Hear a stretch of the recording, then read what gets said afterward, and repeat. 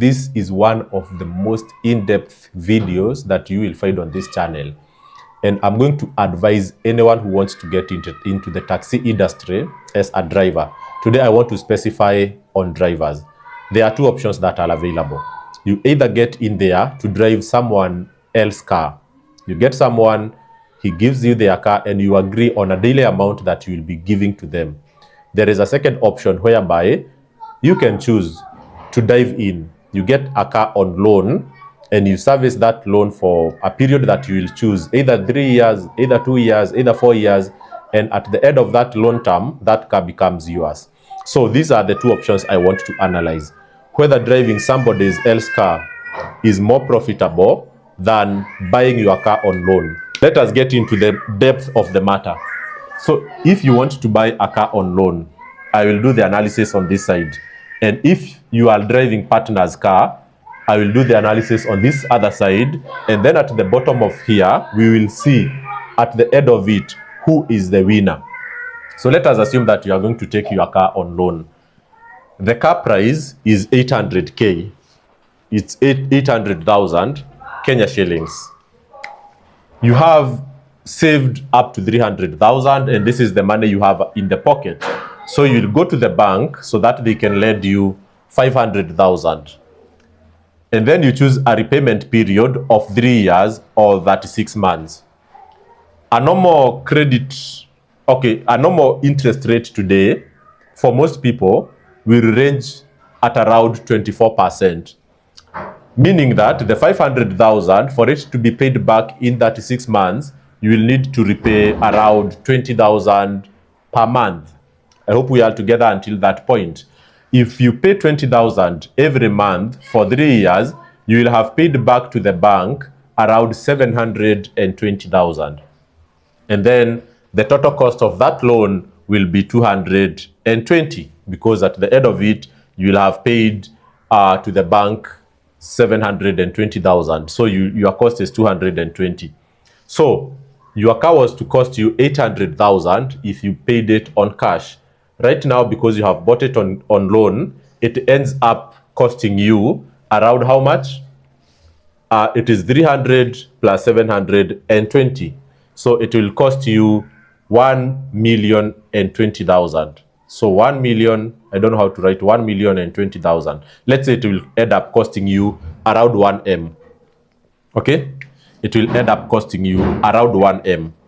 This is the hypothesis. And this is actually not an assumption from the various analyses I have done. So forget about what is on top. We are going to discuss this one later. The fact is that on average, at the end of the year, a driver will be making on average 3,000 per day. That is not disputable. There are days they will make 2,000. There are days they will make 1,000. There are days they will make 7,000. But on average, every day, the driver will make on average 3,000.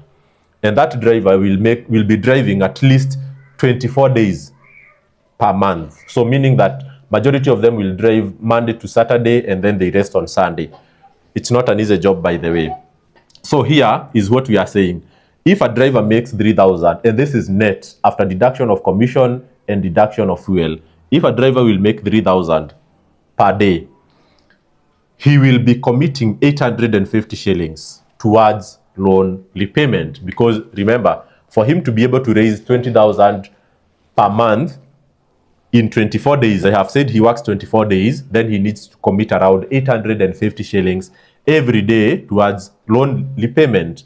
How much is it remaining for him out of the 3,000? So he is remaining with 2,150. 2,150 is what he will have for his pocket. Okay? So after the 3 years, when he will be repaying the loan, he will have pocketed, if you do 2,150 times 24 days, okay, times 36 months, he will have pocketed 1.9 million. Okay? 1.9 million. But remember, he had spent 300,000 to buy the car. So forget about what he spent from the bank, because he paid that back already. Remember, he had spent 300,000 from his pocket to finance the car. So at the end of the 3 years, the driver will be having around 1.6 inside his pocket plus the car. So that is how the equation will look like at the end of the 3 years if the driver decided to save 300,000 and buy the car with it using banking finance. And remember here, I'm not talking about Shylocks, I'm not talking about Mogo and Mwananchi Credit. That is story for another day. Let us now come to this side, whereby the driver says that is either I don't have deposit, I don't have the 300,000, or I have it and I don't want to use it. I don't want to buy my own car. I would prefer to use a car that has been bought by someone else. Let that someone else buy the risk, bear the risk. Yours is just to drive and share the revenue. So the story remains the same. The earnings remain at 3,000 per day.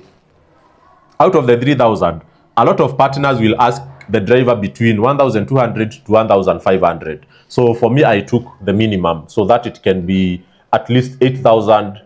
It can be at least 8,000 or 7,500 per week. Okay? A lot of partners will ask for a minimum of 1,200 per day. And then, so out of the 3,000, it means the driver will have to pocket 1,800. So forget about how much money the partner will make. That is none of our business. What we want to focus on is how much money the driver will make at the end of the 3 years period. So after the 3 years, the driver will have pocketed around 1.5 million. So 1.5 million is 1,800 per day times 24 days times 36 months. All right. So if you do that math, the driver will have pocketed 1.5 M minus the car, because the car does not belong to the driver. Okay. So tell me, so let me do some rubbing here so that we can make the conclusion. Okay.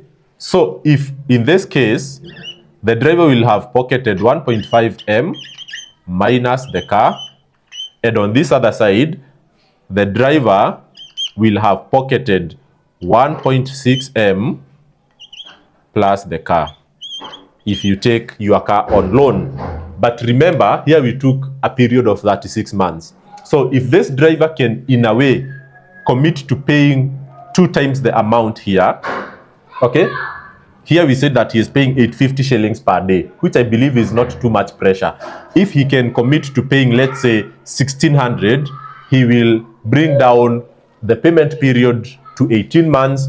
And likewise, the cost of this loan can also reduce by almost half, maybe by 100,000. So meaning that the driver could have pocketed maybe 1.7 if he pays a higher amount. So from this analysis, I want you to tell me, should you be driving somebody else's car?